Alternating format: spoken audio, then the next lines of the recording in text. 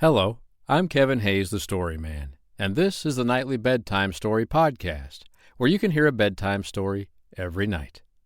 Tonight's bedtime story is Wonderwings. It was written many years ago by Edith Howes. I hope you like it. Wonderwings. Poppy Pink sat up in bed and yawned. "Why is everybody getting up so early?" she asked. "Is it a holiday?"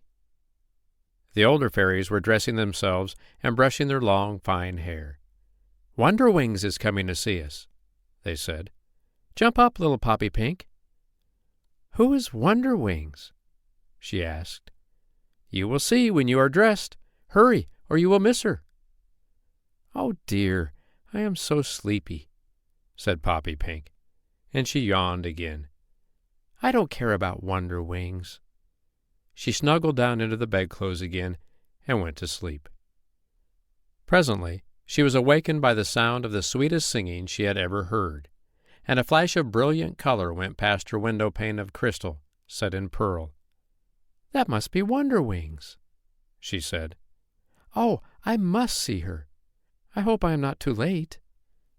She sprang from bed and dressed so hurriedly that I am afraid her hair did not receive its due amount of brushing. Then she ran out into the garden. The older fairies stood all in a group, saying loudly, "I will go," and "I will go." And before them, scarcely touching the ground with the tip of her foot, stood poised a glorious fairy, taller than any other there. She was altogether beautiful, and her wings!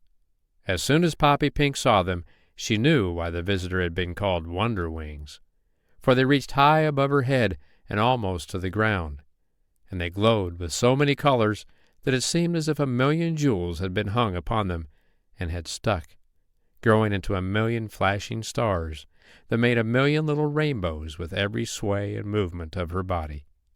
"How lovely! Oh, how lovely!" cried Poppy Pink. She crept nearer to the beautiful fairy and sat among the daisies at her feet. "See," she cried, "my wings are small and colorless. Tell me how I may grow wings like yours."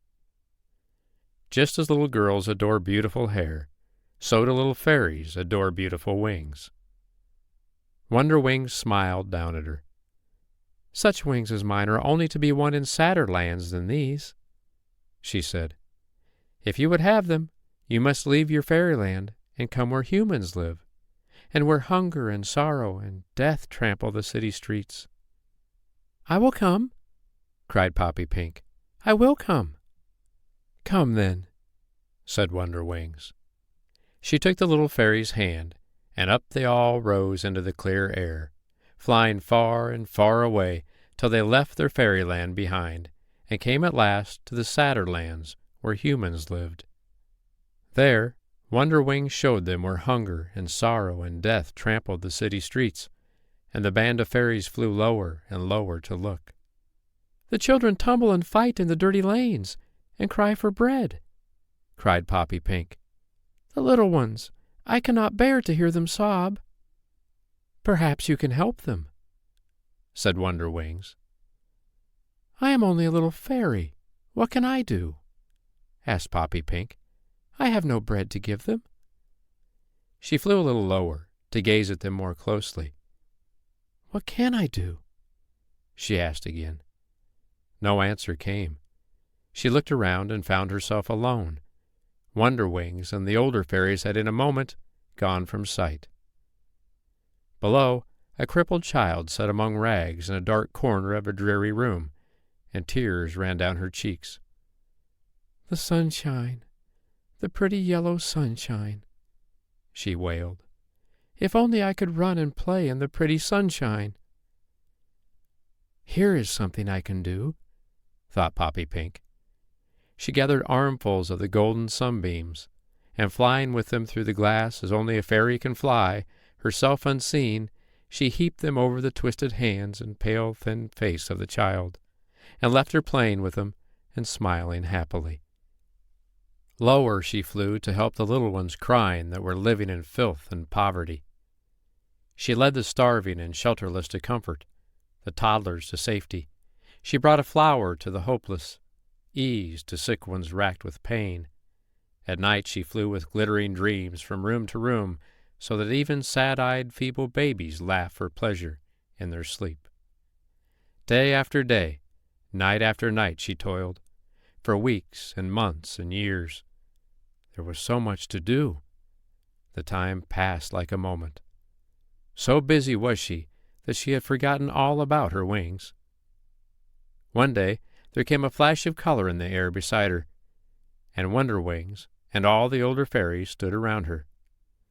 "Dear Poppy Pink," cried one, "how your wings have grown, and how beautiful they are!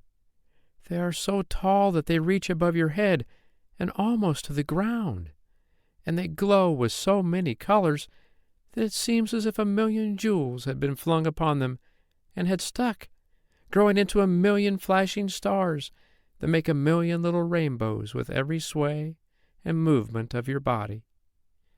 Poppy Pink laughed with joy. "I am so glad, so very glad," she said. "I had forgotten all about my wings."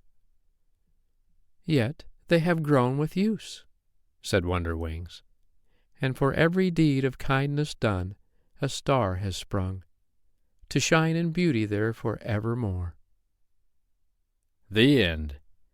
I hope you liked tonight's bedtime story, Wonderwings, written by Edith Howes. Don't forget to follow and subscribe to the podcast so you can listen to a free bedtime story every night. I'm Kevin Hayes, the Storyman. I'll be here tomorrow night to read you another bedtime story. But for tonight, good night.